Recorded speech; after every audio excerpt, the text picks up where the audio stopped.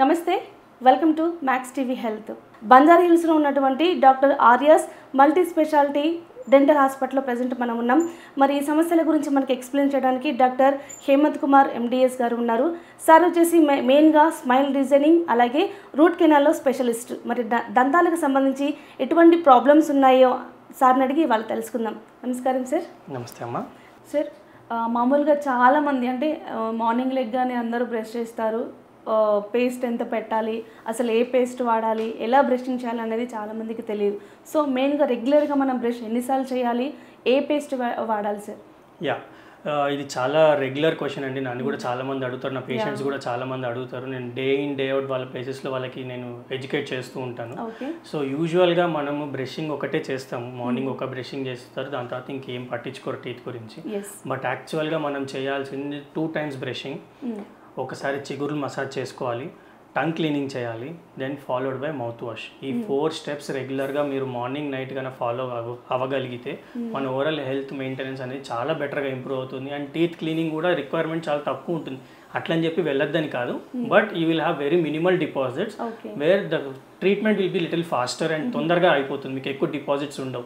So యూజువల్గా నేను advice చేసేది సాఫ్ట్ బ్రష్ వాడమని చెప్తాను. సాఫ్ట్ బ్రష్ ఎందుకు అని అంటే ఇది చిగుర్ల పైన చాలా స్మూత్గా వెళ్తుంది. సో అదే మీరు హార్డ్ బ్రష్ వాడారు అనుకోండి, చిగుర్లు దెబ్బతినడం అనేది జరుగుతుంది అండ్ ఇన్ఫెక్ట్ అయ్యే ఛాన్సెస్ చాలా ఉంటాయి. సో అండ్ మన టీత్ కూడా కొంచెం అంటే day in day out regular బేసిస్లో మీరు హార్డ్ బ్రష్ వాడడం వల్ల టీత్ కూడా కొంచెం అరుగుదల అనేది పెరిగే ఛాన్సెస్ ఎక్కువగా ఉంటుందన్నమాట. So I would suggest you to go with a soft brush and there are different types of techniques how to brush అనేది. సో మనము ఇప్పుడు ఒకవేళ మనం ఫ్రంట్ టీత్లో యూజువల్గా అందరు ఇట్లా స్క్రబ్ చేసేస్తారు. ఓకే, ఇలా స్క్రబ్ చేయకుండా up and down strokes front ఏరియాలో, బ్యాక్ ఏరియాలో సర్క్యులర్, ఇట్ సైడ్ బ్యాక్ ఏరియాలో కూడా సర్క్యులర్, ఇక్కడ పైన ఫ్రంట్ అండ్ బ్యాక్, ఇక్కడ ఫ్రంట్ అండ్ బ్యాక్, ఇట్లా డిఫరెంట్ ఏరియాస్లో మనం డిఫరెంట్ కన్నా ఇది స్ట్రోక్స్ ఇవ్వగలిగితే మనకి మెయింటెనెన్స్ అనేది చాలా బెటర్గా ఉంటుంది అండ్ అన్ని ఏరియాస్ మనం కవర్ చేస్తాం. టీత్ మధ్యలో ఎప్పుడైనా కూడా మనము ఇలా బ్రష్ చేసినప్పుడు ఇక్కడ ఉన్న ఫుడ్ ఇక్కడ లోపలికి వెళ్ళడానికి ఛాన్స్ ఎక్కువ ఉంటుంది. అదే మనం ఇలా స్వీప్ చేసాం అనుకోండి, సందుల్లో ఉండే డెబ్రీస్ కూడా మనకి బయటకు వస్తుంది. And if you want to be more concerned about your cleaning part, ఇవన్నీ నేను స్టోర్స్ నేను ఇవ్వలేను అంటే try to go with an electric brush. Electric బ్రష్లో మీకు అన్ని మూమెంట్స్ అన్ని ఇన్బిల్ట్ అయిపోయి ఉంటాయి. You need to just pass it on all the teeth ఒక 2 minutes. సో మనకి ఈ మెయింటెనెన్స్ మొత్తానికి ఒక 7 to 8 minutes టైం పడుతుందండి. బ్రషింగ్ వచ్చేసి ఒక 2 to 3 minutes. గమ్ మసాజ్ అంటే ఒక ఫింగర్ మీద ఒక గమ్ పెయింట్స్ అని ఉంటుంది, లేదంటే జస్ట్ ఫింగర్తోనైనా కూడా అన్ని పార్ట్స్ చిగుర్లు మంచి ఇట్లా రౌండ్గా మసాజ్ చేసుకున్నారంటే it will cause stimulating effect. మన చిగుర్లకి స్టిమ్యులేట్ చేసి చిగురు మంచిగా గ్రో అవ్వడానికి హెల్ప్ఫుల్ అవుతుంది. ఓకే, సో నెక్స్ట్ వచ్చేసి టంగ్ క్లీనింగ్. మనం టీత్ అంతా క్లీన్ చేస్తున్నాం, బాగానే ఉంది, టంగ్ పైన ఎక్కువ బ్యాక్టీరియా ఉండేది. ఫుడ్ డెబ్రిస్ తిన్న ఫుడ్ అంతా టంగ్ పైన ఎక్కువ ఉంటుంది. సో మనం టంగ్ను కూడా ఒకసారి క్లీన్ చేసుకున్నాం అనుకోండి. Different types of tongue cleaners ఉన్నాయి, back of the brush, there are different types of tongue cleaners in the market. But our main aim is to clean the tongue. So tongue కన్నా clean చేసుకోగలిగారు అని అనుకుంటే మనకి అది కూడా మనకి oral హెల్త్కి చాలా బెటర్గా హెల్ప్. సార్ మామూలుగా చాలా మంది గంటలు బ్రష్ చేస్తూ ఉంటారు, బ్రష్ పెట్టి ఎంతసేపు చేయాలి సార్? అదే 2 to 3 minutes is more than advisable. And each surface కూడా ఒక 20 to 30 times టచ్ చేస్తే సరిపోతుంది. ఓకే, ఇంకొకటి మన లాస్ట్లో రావాల్సింది మౌత్ వాష్. ఇప్పుడు మనం బ్రష్ ఇది అంతా వెళ్ళిందా, బట్ గమ్స్ లోపల కానీ సందుల లోపల కానీ బ్రష్ వెళ్ళడం అనేది కొంచెం తక్కువ జరుగుతుంది. సో మౌత్ వాష్ కన్నా చేసుకుంటే లిక్విడ్ ఫార్మాట్లో ఉంటుంది కాబట్టి every nook and corner of the mouth and the soft tissue mucosa కానీ టంగ్ కానీ అంతా కూడా మనకి మౌత్ వాష్ తోటి క్లియర్ అయిపోతుంది. మౌత్ వాష్ లేని పక్షాన అంత వాటర్తోనైనా కూడా క్లీన్ చేసుకోమని చెప్తాను.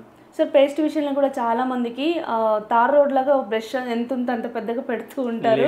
ఇంకొకటి ఏంటంటే మెయిన్గా ఏ పేస్ట్ వాడాలి అనేది, అంటే చాలామంది ఉప్పు ఉంటే వాడమంటారు, డాబర్ ఒకటి అంటే క్లోజప్ ఒకటి, గమ్స్ ఉన్నాయి వాడమంటారు, కొంతమంది ఏమో స్వీట్గా ఉన్నాయి వాడమని చెప్తూ ఉంటారు. మార్కెట్లో చాలా డిఫరెంట్ టైప్స్ ఆఫ్ పేస్ట్ ఉన్నాయండి. ఫస్ట్ క్వశ్చన్ మీరు అడిగిన దానికి మనం మొత్తం అంతా బ్రష్ అంతా నింపాల్సిన అవసరం లేదు.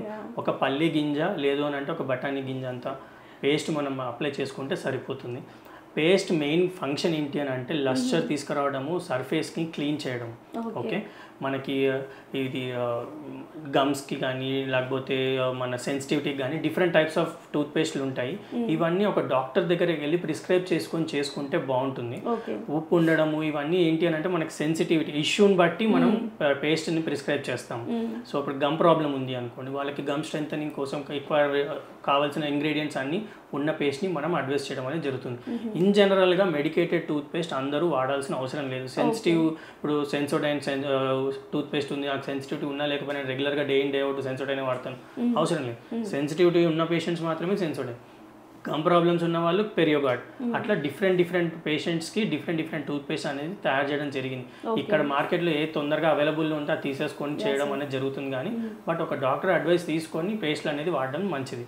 Are else you can go with the regular పేస్ట్లో ఏముండదని just it will give a lustre and more cleaning efficiency అంతే. సార్ కొంతమంది మాట్లాడుతుంటే కూడా కొంతమంది నోట్ల నుంచి స్మెల్ వస్తూ ఉంటుంది, అది ఎందువల్ల వస్తుందండి? సో నోట్లో బ్యాడ్ బ్రెత్ రావడం అనేది ఒకటి first there are different causes for that. So maintenance సరిగ్గా లేకపోయినా, ఎక్కువ క్యాలిక్యులస్ ఉండడం వల్ల, అదే డిపాజిట్స్ ఎక్కువ ఉండడం వల్ల, లేదు అని అంటే క్యావిటీస్ ఎక్కువ రావడం వల్ల, పండ్లు ఎక్కువ పుచ్చిపోవడం వల్ల, లేదు అని అంటే మనం ఎక్కువ ఫాస్టింగ్ ఉండి ఫుడ్ మూమెంట్స్ లేదు, సెలబ్రేషన్ తక్కువ ఉండి డ్రై మౌత్ రావడం వల్ల, ఇవన్నీ సిచ్యువేషన్స్ వల్ల కూడా మనకి బ్యాడ్ బ్రెత్ అనేది ఉంటుంది. కొన్నిసార్లు గ్యాస్ట్రిక్ ప్రాబ్లమ్స్ ఉండడం వల్ల కూడా లోపల గ్యాస్ట్రిక్ జ్యూసెస్ సరిగ్గా ప్రొడ్యూస్ కాకుండా, డైజెషన్ సరిగ్గా కాకపోయినా కూడా మనకి బ్యాడ్ బ్రెత్ వచ్చే ఛాన్సెస్ ఉంటుందండి. So most of the time bad breath is only related to the oral health, that is bad oral health condition వల్ల మనకి బ్యాడ్ బ్రెత్ స్మెల్ వచ్చే ఛాన్సెస్ ఉంటుంది. ఓకే, మెయిన్గా టీత్ అనేది సెన్సిటివిటీ కావడానికి రీజన్స్ ఏంటి? సో టీత్ సెన్సిటివిటీ అనేది మనకి పెద్ద చాప్టరే ఉందండి దానిపైన.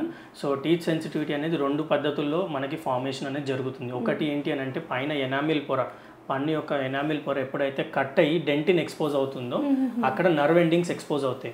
సో దానివల్ల సెన్సిటివిటీ రావడం అనేది జరుగుతుంది. ఇంకోటి ఏంటి అంటే ఈ గమ్ అనేది ఏదైతే ఉన్నదో కింద జారింది అనుకోండి, ఇక్కడ కూడా డెంటిన్ అనేది ఎక్స్పోజ్ అవుతుంది. సో ఇక్కడ డెంటిన్ ఎక్స్పోజ్ అయింది అంటే అక్కడ కూడా మనకి సెన్సిటివిటీ వచ్చే ఛాన్స్ ఉంటుంది.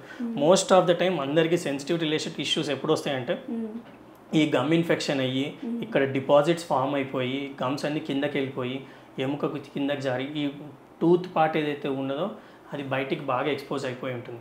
సో అప్పుడు ఆ కింద ఏరియాస్లో బాగా స్టిమ్యులేషన్ అనేది ఎక్కువ జరిగి సెన్సిటివిటీ అనేది రావడం జరుగుతుందండి. Okay, thank you so much sir.